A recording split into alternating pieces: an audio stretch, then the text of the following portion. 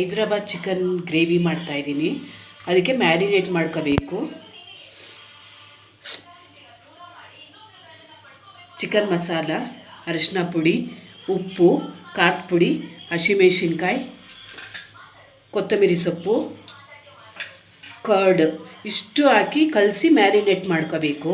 ನೋಡಿ ಕಲಸಿದೆ. ಇದು ಮ್ಯಾರಿನೇಟು ಒಂದು 15 ನಿಮಿಷ ನೆನಿಬೇಕು. ನೋಡಿ ಪುಡಿ ಮಾಡ್ಕೊಳ್ಳೋಕ್ಕೆ ಒಣಮೆಣಸಿನ್ಕಾಯಿ, ಲವಂಗ, ಚಕ್ಕೆ, ಒಂದು ಏಲಕ್ಕಿ, ಒಂದು ಸ್ಟಾರು, ಸ್ವಲ್ಪ ಸೋಂಪು ಮತ್ತು ಸ್ವಲ್ಪ ಧನಿಯಾ ಹಾಕ್ಕೊಂಡು ನೈಸಿಗೆ ಪುಡಿ ಮಾಡ್ಕೋಬೇಕು. ನೋಡಿ ನೀರು ಹಾಕೋಬಾರ್ದು, ಹಾಗೆ ಪುಡಿ ನೈಸಾಗಿ ಮಾಡ್ಕೋಬೇಕು. ನೋಡಿ ಇಷ್ಟು ನೈಸಾಗಿ ಇಷ್ಟು ಪುಡಿ ಮಾಡಿಕೊಂಡ್ರೆ ಸಾಕು.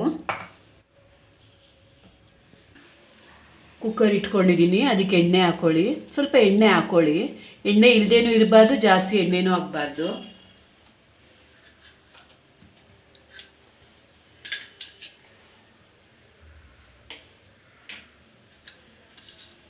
ಒಂದು ಬಿರಿಯಾನಿ ಎಲೆ, ಆನಿಯನ್ 2,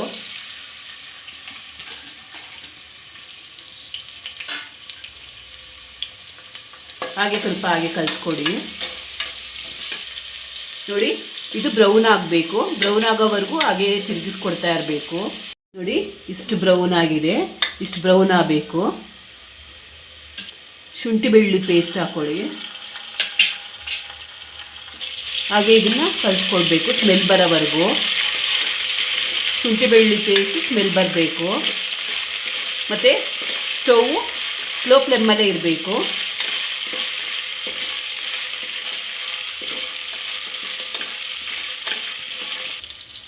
ನೋಡಿ ಚಿಕನ್ ಹಾಕಿದ್ದೀನಿ, ಮ್ಯಾರಿನೇಟ್ ಆಗಿದೆ.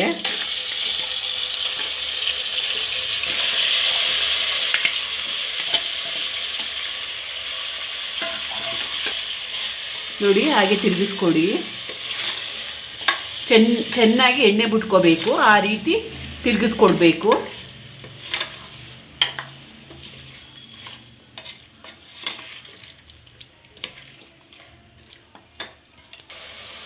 ಟೊಮೊಟೊ ಹಾಕ್ಕೊಳ್ತಾ ಇದ್ದೀನಿ, 2 ಟೊಮೊಟೊ.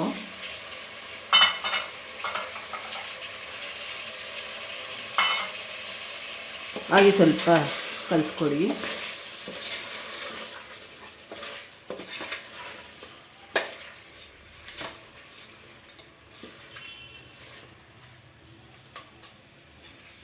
ಒಂದು 5 ನಿಮಿಷ ಹಾಗೆ ಬಿಡಿ.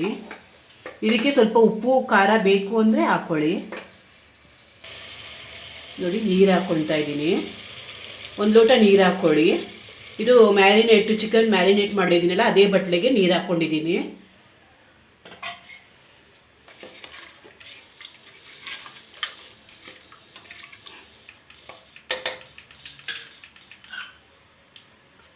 ಮೂರು ವಿಸಲ್ ಬರಲಿ.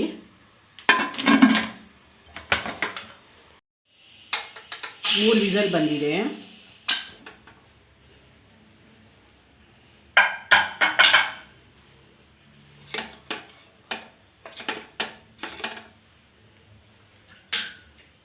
ನೋಡಿ ಗ್ರೇವಿಗೆ ನಾವು ಪುಡಿ ಮಾಡಿದ್ವಲ್ಲ ಅದನ್ನು ಹಾಕಬೇಕು.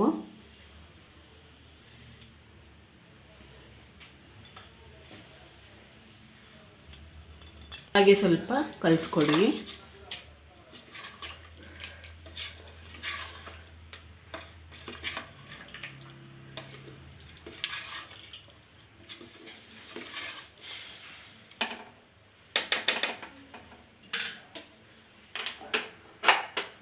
ಹಾಗೆ ಸ್ವಲ್ಪ ಗ್ಯಾಸಲ್ಲಿ ಕುದಿಬೇಕು.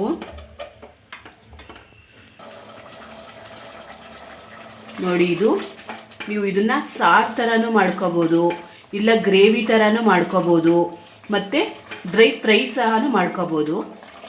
ನಾನು ಇದು ಗ್ರೇವಿ ಥರ ಮಾಡ್ತಾಯಿದ್ದೀನಿ.